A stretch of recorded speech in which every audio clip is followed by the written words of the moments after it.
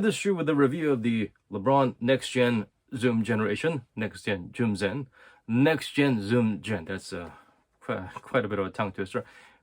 Belated Happy New Year to you all, by the way. The Next Gen was a pretty intriguing shoe because the LeBrons usually come with an Elite or some different version, but it seemed like a bit of a slightly more affordable version of the LeBron 20s. But there were a lot of plus points, positives and pros and advantages to getting a Next Gen compared to the LeBron 20s in a lot of ways. First of all, this shoe compared to the Next Gen Zoom Gen, compared to the ordinary Next Gen, it's got a different upper, as you can tell. But other than this little leather upper, everything else is pretty much the same. You can see the Next Gen type of thick mashy, foamy material here. This part is different, but it's not that different in terms of how it feels. Breathability wise, it's not crazy different. Next Gen was already, even if it looks like a more breathable material, it's kind of thick and plush and warm. Nice for winter wear.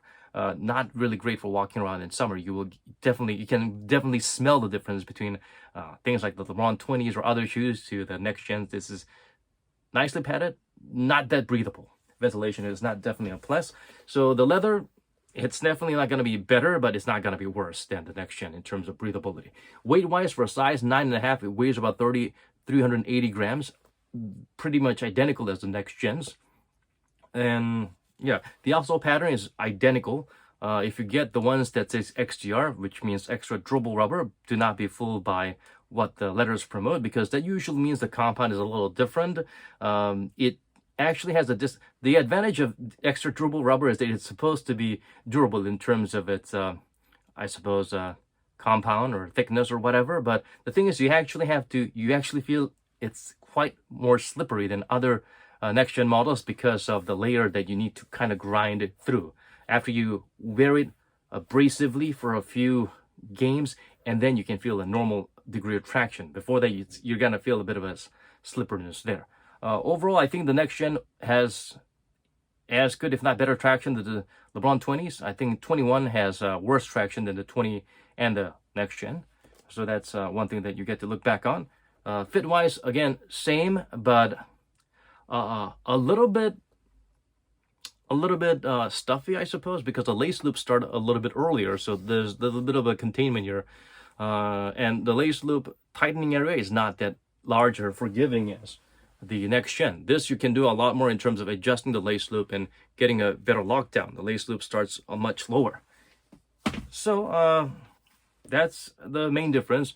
Better lockdown, better adjustment, better flexibility in terms of the fit for the ordinary Next Gens. One big difference is that these there's nothing here. It's just foam all the way, foam and zoom.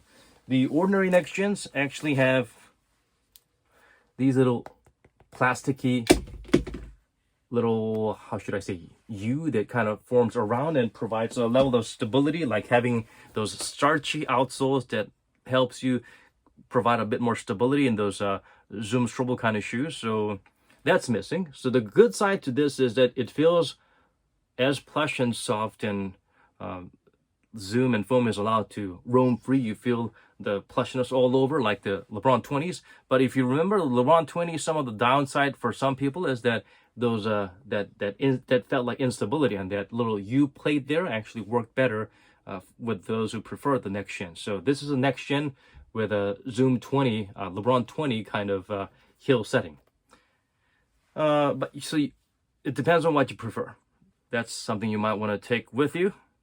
And yeah, overall, the Next Gen overall I think has a better forefoot zoom setup. It feels like the light, free to move Zoom Turbo that you feel in the Kyries or the Jordan 37s and whatnot.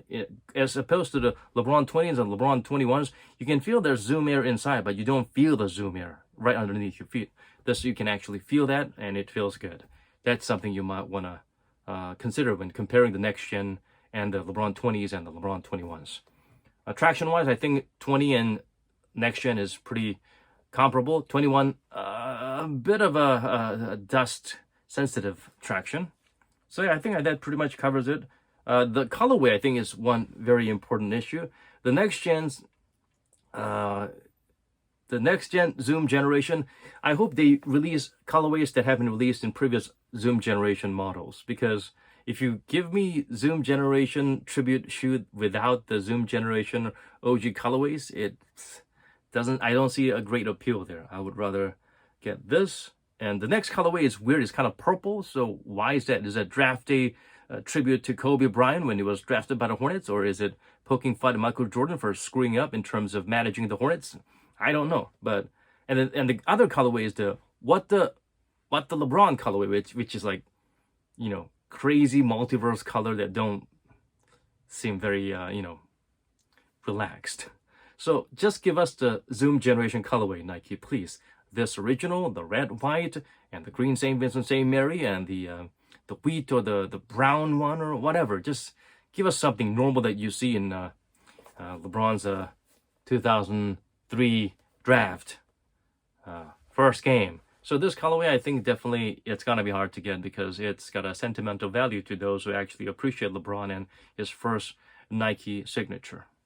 But other than that, yeah, the other colors are gonna go on sale. So if you like the next gen and if you like somewhat of a greater compression in the heel, then this is definitely the shoe you want to get. But the size wise and this forefoot upper fit, you're gonna have to really explore if the same size you could go with the next gen and this. I felt like you could go slightly bigger size than the ones you had for the next gen, and it feels kind of still stuffy on the forefoot a little bit.